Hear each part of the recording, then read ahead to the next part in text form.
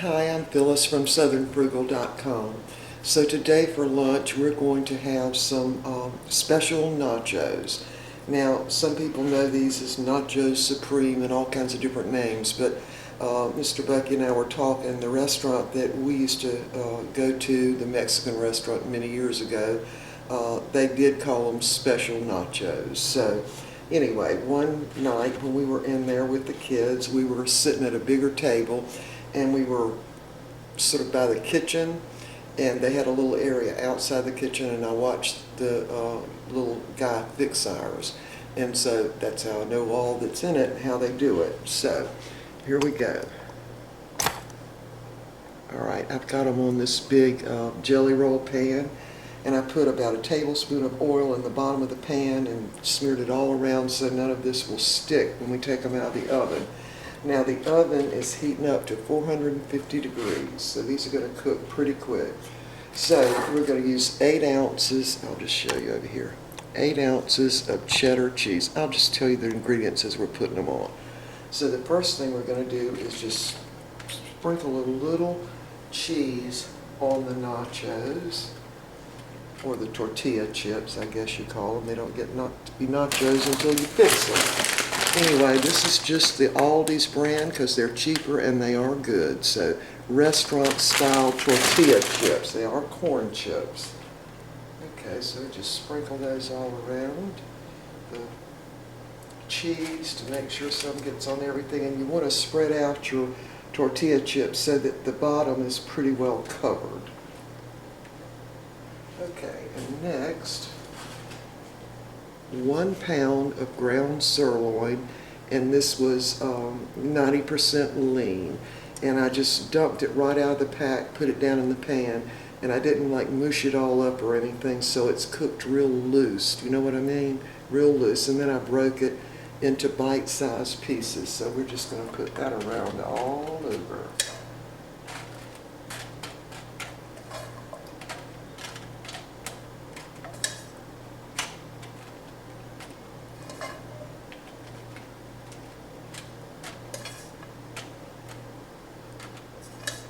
Now we're going to cook this in the oven. What we're really doing is melting the cheese and heating it all up. That's what we'll be doing.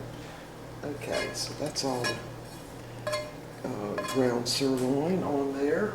And next, I fried out a really large red bell pepper. Actually, I think it was 1.5, and I think it was also 1.5 green bell pepper, and then one sort of medium onion. And I've actually let them cool. Now you want to just cook them like you were cooking fajitas, really on high heat and really fast to just sort of sweat them down a little bit. Now it doesn't take long for that to happen with the peppers that I have in the freezer because they're already, you know, kind of limp-like.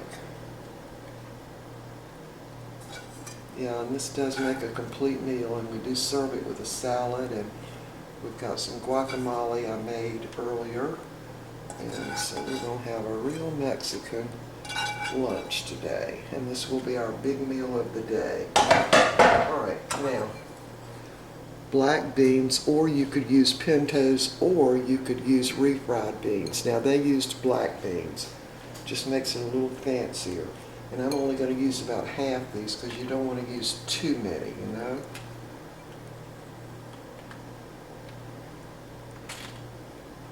That's probably about enough. Okay, so next, a little small can of black olives.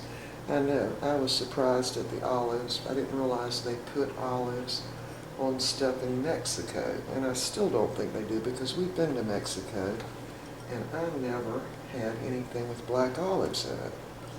Maybe I'm wrong about that, but I just don't remember them ever putting any black olives in anything that we had at the restaurants. Okay, now we're going to finish this off with the rest of the cheese. Just sprinkle it all around. And you could also use Monterey Jack cheese, but they used cheddar. So I think that the restaurant had their version of this was the Americanized version. I don't know, but it was so good. And what we finally started doing, we used to go there a lot. And this was always like an appetizer. And finally, one time, when the kids were with us, we said, well, why don't we just order this as our main meal or main entree and get a salad? And that's what we started doing, because it would come in a round, it was like a cake pan size. And usually, 4 people, it would have been enough for 4 people as an appetizer. But if you get it as a main entree, that would be your meal.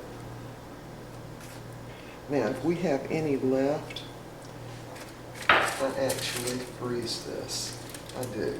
Because then all you have to do is just pop it back in the oven and it's ready to go again. Alright, so that was 8 ounces of sharp cheddar cheese. Alright, so we're ready to put this in the oven, 450 degrees for about 20 minutes, but you need to watch it depending on your oven, because it's going to melt down some and all that cheese will melt and everything will just kind of blend together. Alright, we'll be back in just a minute and I'll get this ready and get my salad ready and we'll plate this up. Be back in a minute. Okay, here are the special nachos. They're all done now, and it actually only took 15 minutes in my oven, so you have to watch it. You don't want it to burn. I've already got the salad ready and the tea. Got the salsa there and some cilantro over there. So we're going to plate this up in just a minute as soon as this gets cool enough to actually get off the little pan. Alright, so we'll be back. Alright, I thought I would show you how I get this off the pan. Now first of all, you want to make sure you grease your pan, and I actually just cut it with a pizza cutter, like that, right down the middle. And then I cut it this way, and we're eating this half of it. Now when you pick it up to get it on the plate, I use 2 spatulas, just so it doesn't come all apart. And there's what it looks like. So we've got salsa in a bowl, served separately, and you just can take your spoon and dip on however much you want. Guacamole, and that was made with 2 avocados, juice of half a lime, and garlic and salt. That's all it is, just mashed up. Some tomatoes, of course sour cream, and this is really 1/2 of heart of romaine. And what you do after you get through eating it, your other stuff, you can just actually pick that up and take bites off the end of it till you get it all eaten up. And it'll already have guacamole and sour cream on it. There it is. Here's Mr. Bucky's plate, and of course we've got our iced tea. Now again, that guacamole is just smashed up with juice from half a lime, and that would be 2 large avocados, and salt, and some little bit of garlic powder. And this is purchased salsa. Now to finish it off, I'm going to use some cilantro and just sprinkle it around, actually on everything.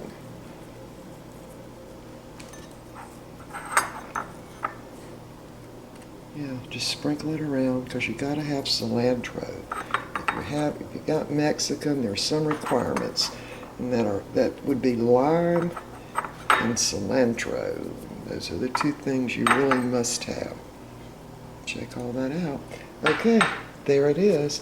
I hope y'all will try these. And the restaurant that we went to called these special nachos, and they always serve the salsa on the side because, and by the way, that does have jalapenos in it.